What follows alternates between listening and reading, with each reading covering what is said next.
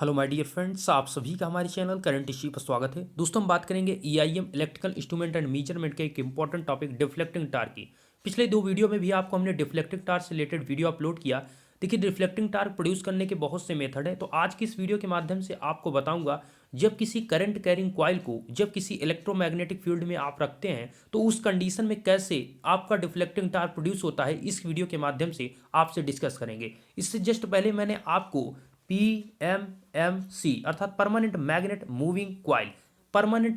Moving coil से कैसे deflecting टार को प्रोड्यूस किया, इससे रिलेटेड वीडियो अपलोड किया गया है। उस चीज़ को समझने के लिए डिस्क्रिप्शन में प्लेलिस्ट का लिंक मिलेगा। बहुत इंपॉर्टेंट टॉपिक है, उस वीडियो को देखिए, चीज़ें ज़्यादा आपको क्लियर हो जाएंगी।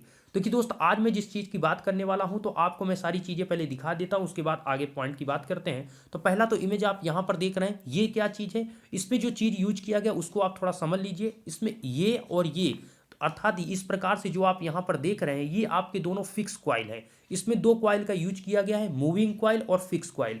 देखिए क्या क्या चीजें यूज की हैं, पहले आप समझ सकते हैं। इसमें दो क्वाइल का अर्थात एक मूविंग क्वाइल है, एक फिक्स क्वाइल है। लेकिन यहां पर आप ये देख रहे हैं और ये दोनों आपके फिक्स क्वाइल हैं। ओके, ये दोनों क्या है, फिक्स क्वाइल। और आप इस साइड में जो देख रहे हैं गोले साइड में, ये गोले टाइप है, ये आपका एक मूविंग क्वाइल है। और इसी में आपका जो मूविंग क्वाइल होता है वो किससे फिक्स किया जाता है, एक कीली के द्वारा इसको फिक्स कर दिया जाता है। और इसी कीली से आपका पॉइंटर बोले तो संकेतक ज्वाइंट होता है।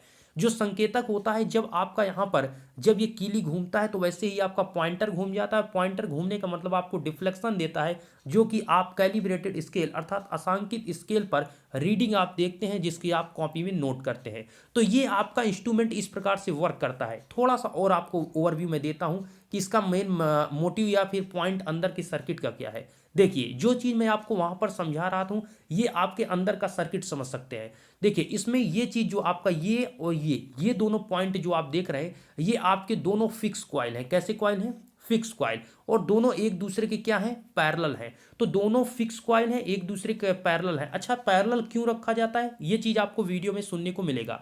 तो देखिए दोस्त, ये दोनों आपके पैरेलल रखेंगे और साथ में बीच में जो यूज किया गया है, ये तीसरा पॉइंट जो आप देख रहे हैं, ये आपका मूविंग कॉइल है। तो फिक्स और मूविंग से तो कंफर्म हो गया कि इसके नाम का मतलब क्या है। फिक्स का मतलब है ये आपका, और ये दोनों कॉइल आपके फिक्स रहेंगे, ये आपके आगे पीछे होने वाले नहीं है। और जो आपका मूविंग कॉइल है वो आपका मूव करेगा। कैसे मूव करेगा, ये आपका इस प्रकार से इधर आपका फोर्स लग सकता है, या इस साइड से आपका मूव कर सकता है। दोनों साइड में ये आपका मूव कर सकता है। अर्थात यहां पर आपका क्या है, ये आपका मूविंग कॉइल हुआ और ये आपके दोनों फिक्स कॉइल हुए। दूसरा पॉइंट, इसमें क्या हुआ कि आपकी जो करंट किस में फ्लो हो रही है, तो आपको बता दूं कि मूविंग कॉइल और फिक्स कॉइल दोनों में करंट प्रवाहित की जाती है। तो इसमें भी आपकी करंट को फ्लो किया जाएगा और इसमें भी। कैसे, देखिए, इसमें आपकी जो करंट फ्लो होगी, ये देखिए दोनों जो फिक्स कॉइल हैं, ये दोनों एक दूसरे से कनेक्टेड है। इस प्रकार से आप देखेंगे, ये दोनों इस प्रकार से कनेक्टेड है और मूविंग कॉइल बीच में है।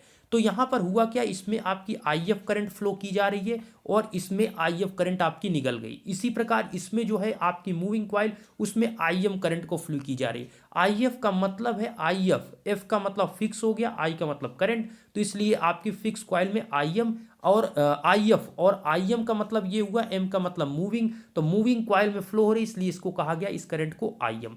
आशा करते हैं ये चीज़ यहाँ तक आपको छोटी छोटी चीज़ें आपको क्लियर समझ में आएगी। अभी तो आपके अंदर के सिस्टम है, इसका मैकेनिज्म कैसे वर्क करता है, वर्किंग क्या है, उसको समझेंगे। उससे पहले थोड़ा सा इसका ओवरव्यू लेते हैं, चीज़ों को समझते हैं। ओके, तो चलिए दोस्त, पहला इसका पढ़ते हैं सिद्धांत या इसका फिर प्रिंसिपल देखते हैं। तो इस प्रिंसिपल पर आपका डिफ्लेक्टिंग टार्क, अर्थात इस प्रिंसिपल के आधार पर जो डिफ्लेक्टिंग टार्क होता है, इसको प्राप्त करने के लिए एयर कोल्ड क्वाइल युक्त कुंडली, जो कि आपकी मूविंग क्वाइल होगी, अर्थात जो आपकी मूविंग क्वाइल, जो कि हमने आपको ये चीज दिखाया, और बीच में जो यूज हुआ था दोनों पैरेलल के बीच में, दोनों फिक्स क्वाइल के बीच में जिसको यूज किया गया था, वो आपकी मूविंग क्वाइल थी। वो कैसी होगी, वो एयर कोल्ड क्वाइल होगी। इसको क्या किया जाता है, एक कीली धुरी पर स्थित कर एक फिक्स क्वाइल के बीच, अर्थात फिक्स क्वाइल के बीच, ये आपका फिक्स क्वाइल, ये फिक्स क्वाइल, इसके दोनों के बीच में क्या रखा जाता है, मूविंग क्वाइल को। ओके, तो इसमें क्या जाता है दोस्त, ये मूविंग कॉइल को ये फिक्स कॉइल के चुंबकीय क्षेत्र बोले तो मैग्नेटिक फील्ड में रखा जाता है। कैसे मैग्नेटिक आपका फील्ड बनता है, कैसे इसमें फोर्स लगता है, ये चीज़ आपको समझने के लिए वीडियो के लास्ट तक बने रहना होगा, तभी चीज़ें बहुत ही आपको क्लियर हो पाएंगी। देखिए, समचुंबकीय क्षेत्र बोले तो आपका यूनिफॉर्म मैग्नेटिक फील्ड प्राप्त करने के लिए स्थिर कुंडली को, जो आपकी कुंडली है फिक्स कॉइल है, उसको दो समान अर्धभागों में बांटकर परस्पर समांतर कुछ दूरी पर स्थित किया जाता है। इसी के द्वारा उत्पन्न चुंबकीय क्षेत्र में उक्त कीलित चल कुंडली अर्थात मूविंग कॉइल होती है। इसका मतलब ये हुआ, हमने वही चीज आपको बताया। देखिए, अब यहां पर आपसे क्या कहा जा रहा है दोस्तों, ये कहा जा रहा है कि समान अर्धभागों में बांटकर, किस लिए, यूनिफॉर्म मैग्नेटिक फील्ड के लिए। तो इसलिए यहां पर इस प्रकार से इसको लगाया, ये फिक्स कॉइल। देखिए, दोनों फिक्स कॉइल हैं, ऐसा क्यों लगा, ऐसा आप कह सकते हैं इसको, इसलिए दोनों को एक दूसरे को पैरेलल में लगाया गया, क्योंकि इससे भी आपका मैग्नेटिक फील्ड बनेगा, इससे भी आपका मैग्नेटिक फील्ड बनेगा। इन दोनों मैग्नेटिक फील्ड क्या होना चाहिए, मूविंग कॉइल पर समान रूप से रहे, इस पर पड़े, इसलिए यहां पर आपको दोनों को पैरेलल रखा गया है। ओके, और देखिए बनता क्या है कि इसमें होता क्या कि जब आपकी आईएफ करंट मूविंग फ्लक्स, जो आपकी फ्लक्स जो फिक्स कॉइल है उसमें आप आईएफ करंट को फ्लो करते हैं, तो देखिए दोस्त, किसी भी कंडक्टर हो कॉइल में उसमें करंट फ्लो करते हैं तो उसके चारों तरफ क्या बनता है, मैग्नेटिक फील्ड बनता है। तो सिंपल सी बात है कि यहाँ पर क्या होगा कि इस कॉइल में जब करंट प्रवाहित होगी, फिक्स कॉइल में फ्लो होगी, तो इसके चारों तरफ क्या बनेगा, मैग्नेटिक फील्ड। तो आपका जो मैग्नेटिक फील्ड है इस प्रकार इधर जाएगा और ये आपका मैग्नेटिक फील्ड इनके दोनों के बीच में बन जाएगा। अर्थात इस कॉइल से, आपकी इस फिक्स कॉइल से और इस फिक्स कॉइल से, इनके दोनों के बीच आपका मैग्नेटिक फील्ड, और मैग्नेटिक फील्ड का मतलब इसके बीच फ्लक्स डेंसिटी आ जाएगी। तो यहां पर और इसमें भी आपकी जो है करंट आईएम को प्रवाहित किया जा रहा है, और ये भी आपका क्या बन जाएगा, ये भी एक कॉइल है। तो जब किसी कॉइल में आप प्रवाहित करते हैं, करंट को फ्लो कराते हैं, तो वो आपका बन जाता है करंट कैरिंग कॉइल। देखिए, पहले तो वो कॉइल है, जब उसमें आपने करंट को प्रवाहित कर दिया तो वो बन गया करंट कैरिंग कॉइल। तो दोस्त सिंपल सी बात है, जब किसी करंट कैरिंग कॉइल को किसी इलेक्ट्रोमैग्नेटिक फील्ड में रखा जाता है तो वह एक फोर्स का, एक बल का अनुभव करता है। तो यही तो हो रहा है यहाँ पर, ये आपका, ये दोनों फिक्स हैं, इनके बीच आपका मैग्नेट बन गया, और ये जो आपकी फिक्स मूविंग कॉइल है उसमें करंट प्रवाहित की जा रही, तो वो क्या बन गया, वो एक करंट कैरिंग कॉइल बन गया। और जब किसी करंट कैरिंग कॉइल को किसी इलेक्ट्रोमैग्नेटिक फील्ड में रखा जाता है तो वह एक फोर्स का अनुभव करता है, और आपको पता है जो फोर्स लगेगा वो किस पर लगेगा, आपके मूविंग कॉइल। चूंकि ये तो दोनों आपके फिक्स हैं, ये तो आगे पीछे होने वाले नहीं है, लेकिन जो आपकी मूविंग है उस पर फोर्स लगेगा, और फोर्स से आपका टार्क आएगा, और टार्क से आपका डिफ्लेक्शन, डिफ्लेक्शन से आपका पॉइंटर घूमा, आपको रीडिंग मिली, और तुरंत आप उसको नोट कर पाएंगे। अब चलिए वर्किंग को समझ लेते हैं, जितनी अभी बातें हमने आपको ज्ञान दी वो आप यहां पर देख पाएंगे। वर्किंग देखिए, जब आप वर्किंग समझिए, जब फिक्स कॉइल में धारा प्रवाहित की जाती है, अब आप उसको थोड़ा, जो हमने अभी तक बताया उस फिगर को अपने दिमाग में लाइए, ठीक है। अब उसको आप समझिए कि जब फिक्स कॉइल में धारा, कौन सी धारा, आईएफ, एफ का मतलब फिक्स, इससे आईएफ का मतलब फिक्स कॉइल में फ्लो होने वाली करंट। तो जब किसी कॉइल में, जब किसी नहीं, जब फिक्स कॉइल में धारा को प्रवाहित की जाती है तो वह विद्युत चुंबकीय क्षेत्र उत्पन्न करती है। सिंपल सी बात है, किसी भी करंट कैरिंग कंडक्टर में, ठीक है, आप करंट को प्रवाहित कर रहे हैं तो उस कंडीशन में क्या होगा, उसके चारों तरफ आपका मैग्नेटिक फील्ड बन जाता है। तो वही चीज यहां पर हो रहा है कि आपका, जब आपने फिक्स कॉइल में करंट को प्रवाहित किया, फ्लो किया, तो उस कंडीशन में उसमें क्या बन जाएगा, मैग्नेटिक फील्ड। और इसी साथ में ही मूविंग कॉइल में भी विद्युत धारा अर्थात इलेक्ट्रिक करंट को प्रवाहित किया जाता है। इसी के साथ ही क्या किया जाता है, मूविंग कॉइल में भी आईएम करंट को, एम का मतलब मूविंग, आईएम का मतलब मूविंग करंट में फ्लो होने वाली करंट, तो उसमें भी आईएम करंट को प्रवाहित किया जाता है। तब यह चल कुंडली ठीक उस धारावाही कुंडली की भांति होती है। कैसे, समझिए, अर्थात यहां पर वही आपसे कहा गया कि जब किसी धारावाही कुंडली को, ध्यान दीजिए, जब किसी धारावाही कुंडली का मतलब है जब किसी करंट कैरिंग कॉइल को किसी इलेक्ट्रोमैग्नेटिक, यहां पर आपसे मैग्नेटिक, मैं इलेक्ट्रोमैग्नेटिक क्यों कह रहा हूं, सिंपल सी बात है दोस्त, जो आपके बगल, आपके अगल बगल कॉइल लगी हुई है, जो फिक्स कॉइल है, इसमें आपने क्या प्रवाहित किया, करंट। तो करंट क्या हुई, इलेक्ट्रो हो गया, और ये आपका क्या बन जाएगा, जब करंट आप इस कॉइल में फ्लो करेंगे तो ये बन जाएगा एक मैग्नेट। इसीलिए इसको कहते हैं इलेक्ट्रोमैग्नेटिक फील्ड। अर्थात इलेक्ट्रो आपका क्या होगा, करंट प्रवाहित हुआ, और ये करंट के कारण क्या बन गया, मैग्नेट। तो इसीलिए इलेक्ट्रोमैग्नेटिक फील्ड इससे बनता है, इलेक्ट्रोमैग्नेटिक, ये आपका फील्ड इसके बीच में बन गया, ठीक है। तो इसीलिए जब किसी करंट कैरिंग कॉइल को अर्थात किसी यहाँ पर जब किसी धारावाही कुंडली को किसी चुंबकीय क्षेत्र में रखा जाता है तो वह कुंडली वह कॉइल एक फोर्स का अनुभव करती है, एक फोर्स को फील करती है। इस कंडीशन में एक इंपॉर्टेंट टॉपिक ये मिला कि इस कंडीशन में उसमें कौन सा बल कार्य, उसमें कौन सा नियम लगता है, तो उसमें फ्लेमिंग का लेफ्ट हैंड रूल लगता है। अर्थात फ्लेमिंग के बाएं हाथ के नियमानुसार आप जो फोर्स है, फोर्स आपसे अगर पूछा जाता है कि वो फोर्स किस फ्लेमिंग के राइट या लेफ्ट हैंड रूल किस रूल से निकालेंगे, तो फ्लेमिंग के बाएं हाथ के नियमानुसार उस फोर्स को प्राप्त करेंगे। तो सिंपल सा आपको समझ में आया कि जब किसी करंट कैरिंग कॉइल को किसी इलेक्ट्रोमैग्नेटिक फील्ड में रखा जाता है तो आपका जो करंट कैरिंग कॉइल है, जो मूविंग कॉइल है आपकी जो बीच में रखा गया है, वो आपका क्या होता है, एक फोर्स का अनुभव करता है। और जो फोर्स निकालते हैं या फोर्स जो अनुभव करता है वो फोर्स फ्लेमिंग के लेफ्ट हैंड रूल अर्थात फ्लेमिंग के बाएं हाथ के नियमानुसार प्राप्त करते हैं। और जो फोर्स लगता है वही आपका एक यांत्रिक बल है, जिसके कारण कुंडली बोले तो कॉइल विक्षेपित हो जाती है, अर्थात डिफ्लेक्शन आ जाता है। जो डिफ्लेक्शन होता है क्या होता है, टार्क होता है, तो टार्क के कारण डिफ्लेक्शन आता है। और जो डिफ्लेक्शन होता है वो कैलिब्रेटेड स्केल, असांकित स्केल पर आप उस असांकित स्केल पर पॉइंटर के माध्यम से, स्केल के पॉइंटर बोले तो संकेतक के माध्यम से आप रीडिंग को ले पाते हैं, उस पाठ्यांक को ले पाते हैं और उसके बाद नोट करके चीज़ों को देख पाते हैं, मीजर करते हैं कुल मिलाकर। ठीक है, तो आपको ये चीज़ें समझ में आया हो क्या रहा है, वर्किंग। इसके बाद डिफ्लेक्टिंग टार्क को हम निकालते हैं। देखिए डिफ्लेक्टिंग टार्क, माना कि स्थिर कुंडली को विद्युत धारा IM, वही चीज हो रहा है, समझिए विद्युत धारा IF, मतलब किसको, फिक्स कॉइल को, फिक्स कॉइल को हमने IM धारा दी IF, और इन टर्न, वर्तन मतलब टर्न, इन टर्न की L लंबाई और B चौड़ाई की चल कुंडली से विद्युत धारा IM प्रवाहित हो रही है। भैया फिक्स कॉइल में कौन सी करंट फ्लो हो रही है, IM, और मूविंग कॉइल में कौन सी करंट फ्लो हो रही है, IM।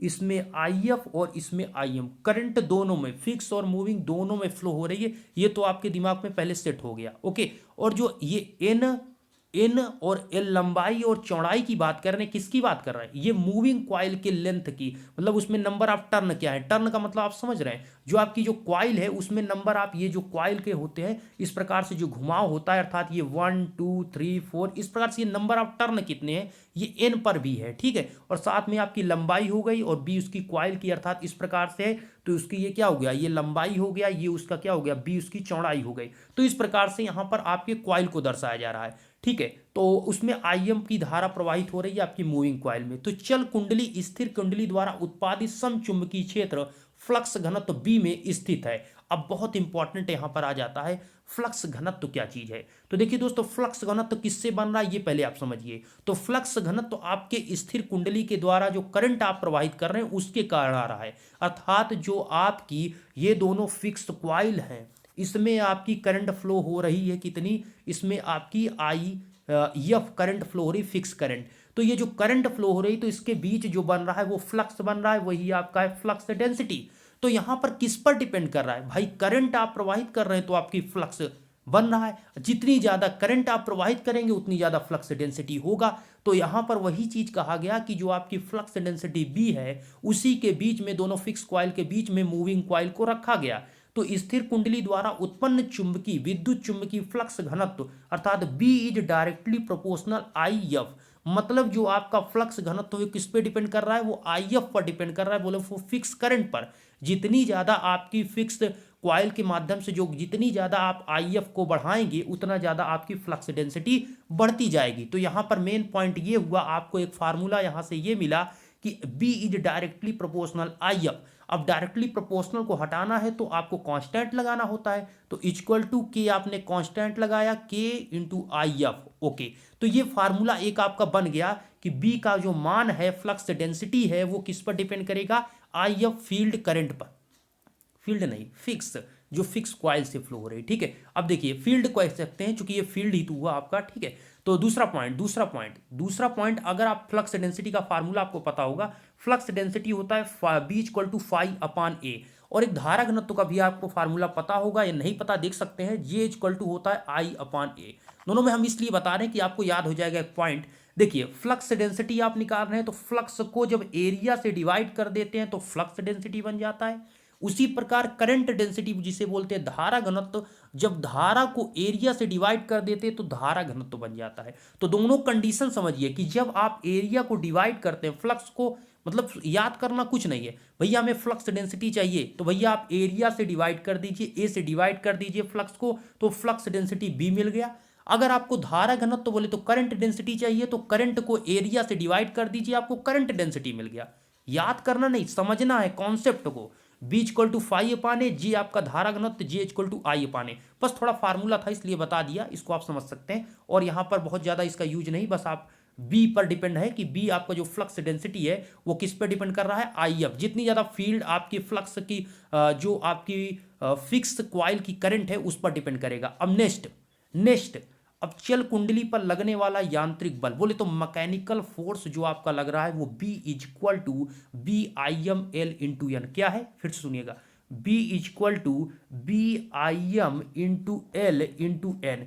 एम बी क्या है, बी आपकी फ्लक्स डेंसिटी, उनके बीच जितना ज्यादा फ्लक्स उतना ज्यादा फोर्स पहले पे। दूसरा आई एम, जो आपकी मूविंग कॉइल उसमें कितनी करंट फ्लो हो रही, जितना ज्यादा करंट उसमें फ्लो होगी उतना ज्यादा आपका फोर्स लगेगा किस पर, मूविंग कॉइल पर। नेक्स्ट एल, एल मतलब उसकी लेंथ, किसकी, जो आपकी मूविंग कॉइल है उस कॉइल की लेंथ कितनी है उस पर भी डिपेंड करेगा। नंबर ऑफ टर्न, एन मतलब नंबर ऑफ टर्न, जितने उसमें कॉइल में नंबर ऑफ टर्न रहेंगे उतना ही ज्यादा फोर्स वहां पर लगेगा। तो पहला फार्मूला आपको ये मिला था यहां से।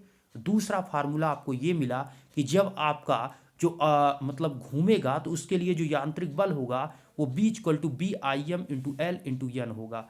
अब जब फोर्स आ गया, पहले तो आपका फ्लक्स बना दोनों के बीच में, उससे फ्लक्स डेंसिटी आई, और आपका फिर मूविंग कॉइल में जब करंट प्रवाहित हुई तो दोनों के इंटरेक्शन प्रतिक्रिया के कारण उसमें फोर्स आया, अर्थात उस फ्लक्स के कारण क्या हुआ, आपकी मूविंग कॉइल में भी फोर्स आया। अब जब फोर्स आ गया तो फोर्स के बाद आता है टार्क। क्या आता है, टार्क। घूमने के लिए चाहिए टार्क, और टार्क के लिए फोर्स। फोर्स हमने निकाल लिया, T equal to tau equal to F cross R होता है। क्रॉस इसलिए चूंकि परपेंडिकुलर लेंथ, क्रॉस में परपेंडिकुलर लेंथ लेते हैं इसलिए क्रॉस करते हैं, ठीक है। तो अब यहां पर वो फिजिक्स का टाउ होता है, लेकिन हम यहां पढ़ रहे हैं इसलिए इसे टी से लिखते हैं। टी डी मतलब deflecting torque, T D equal to F cross R, force perpendicular length, R मतलब यहां पर लेंथ हम लेंगे। तो चलिए आपको समझ में आएगी, हमें अब डिफ्लेक्टिंग टार्क निकालना है। तो फोर्स आपने यहां से निकाल लिया। अब चलते हैं मेन पॉइंट की तरफ, यहां पर आपको, ठीक है। ये तो आपने हमने फिगर आपको फिर से मतलब एक बार तो हमने आपको बता दिया ना दोस्त कि ये दोनों आपकी फिक्स कॉइल हैं, ये दोनों आपकी क्या है, ये भी फिक्स और ये भी फिक्स। बीच वाला पार्ट आपका क्या है, ये मूविंग कॉइल है। इसमें जो आपकी करंट फ्लो हो रही है वो आपकी आईएम करंट इस प्रकार से फ्लो हो रही है, और इसमें जो करंट फ्लो हो रही है वो आईएम करंट फ्लो हो रही है। इस आईएम करंट के फ्लो होने के कारण, इस आईएम करंट के फ्लो होने के कारण इन दोनों के बीच आपका मैग्नेटिक फील्ड बना बी, मैग्नेटिक फील्ड बना, जिससे आपका फ्लक्स डेंसिटी बी आया इसके दोनों के बीच। और इन्हीं के बीच लगा हुआ है क्या, आपका मूविंग कॉइल। और जब आप करंट कैरिंग कॉइल में करंट आईएम को फ्लो करेंगे तो ये आपका क्या बन जाएगा, ये करंट कैरिंग कॉइल बन गया। तो इससे और इसके फ्लक्स के बीच क्या हुआ, प्रतिक्रिया इंटरेक्शन हुआ, जिससे क्या हुआ कि इसमें आपका करंट कैरिंग कॉइल में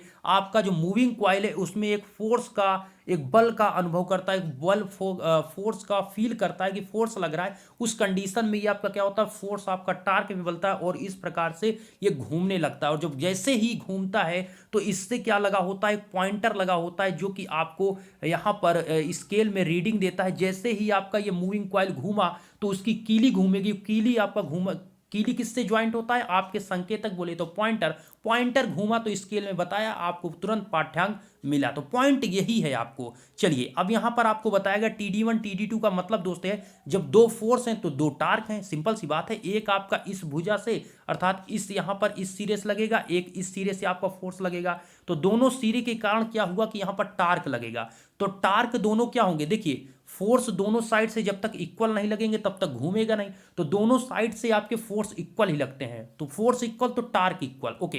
तो TD1 equal to TD2, TD1 equal to TD2 equal to आपने लिखा है BIML B/2 इंटू एन। इसका मतलब क्या हुआ, टी इक्वल टू हमने क्या बताया, टी इक्वल टू हमने क्या बताया, टी इक्वल टू हमने बताया एफ क्रॉस आर। और फोर्स का फार्मूला भी जस्ट ऊपर हमने आपको बताया था, क्या बताया था, फोर्स का फार्मूला हमने बताया था BIM एल इंटू एन, यही आपको हमने बताया था। वही चीज यहां पर लिखा गया बी आई एम एल और ये एन, और ये बी बाई टू कहां से आ गया?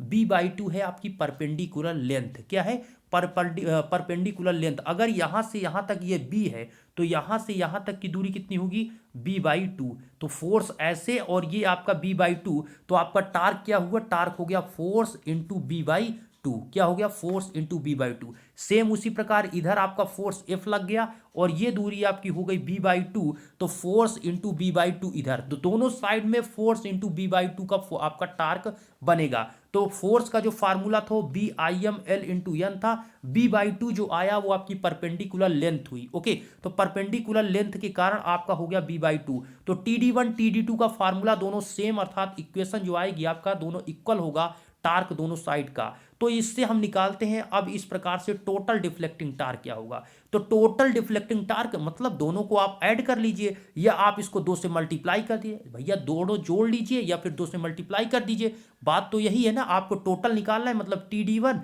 प्लस टी डी टू कर लीजिए, या इसको 2 से मल्टीप्लाई कर दीजिए, बात वही है। तो सिंपल सा हम क्या करते हैं, इसमें 2 से मल्टीप्लाई कर देते हैं। जब 2 से मल्टीप्लाई अर्थात इसका क्या होगा? टी डी वन का या टी डी टू का दुगना होगा।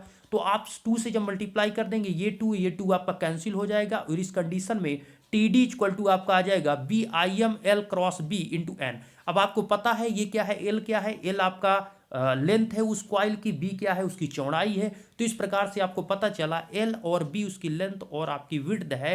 तो ये आप लेंथ इंटू विड्थ बराबर क्या होता है? एरिया। मतलब लंबाई और चौड़ाई का जो मल्टीप्लिकेशन होता है वो आपका एरिया होता है। तो एल और बी की जगह पर आप कैपिटल ए एरिया लिख सकते हैं। यहाँ पर ये चीज आपको मेंशन किया गया है, ये कुंडली का क्षेत्रफल एल क्रॉस बी। तो यहाँ पर एल क्रॉस बी की जगह पर हमने ए लिख दिया, और सारी चीजें वही यहाँ पर लिखी गई हैं। नेक्स्ट पॉइंट, अब यहाँ पर बी को हटा दिया गया, और बी का हमने आपको फार्मूला बताया था, इसीलिए यहाँ पर चीजें लिखी जाती हैं। बी का फार्मूला होता है बी इक्वल टू के इंटू आई एफ। क्या होता है? बी इक्वल टू के इंटू आई एफ। तो बी की जगह पर हम रख देते हैं के इंटू आई एफ। देखिए ये बी का है, ये बी की वैल्यू है, यहाँ पर रखिए के इंटू आई एफ। तो यहाँ पर जब आप रखेंगे तो टी डी आपका है, टी डी है, और यहाँ पर क्या है फार्मूला? एक मिनट, एन है, ठीक है। बी इक्वल टू है के इंटू आई एफ, इसको हमने लिख दिया, और है आपका I M into A, I M into A. तो ये फार्मूला आपका सेम यही चीज आया, ये टी डी इक्वल टू आपको प्राप्त हुआ। अब दोस्त यहाँ पर आपको ये फार्मूला मिल चुका है। अब इसमें आप ये देख सकते हैं कि इसमें क्या क्या वैल्यू कांस्टेंट है। तो देखिए आप ये सोचिए, सिंपल सा सोचिए कि के एन ए और आपका यहाँ पर ये मतलब के मतलब क्या? कांस्टेंट आपको उसने माना ही था। एन क्या है? नंबर ऑफ टर्न्स में कितने हैं, ये भी कांस्टेंट, चूंकि एक क्वाइल है भैया, एक इंस्ट्रूमेंट है, उस जो आप इसमें क्वाइल है जिसमें नंबर ऑफ टर्न है, ऐसा तो है नहीं कि आप उसको यूज करते रहेंगे, बीच में चेंज कर देंगे।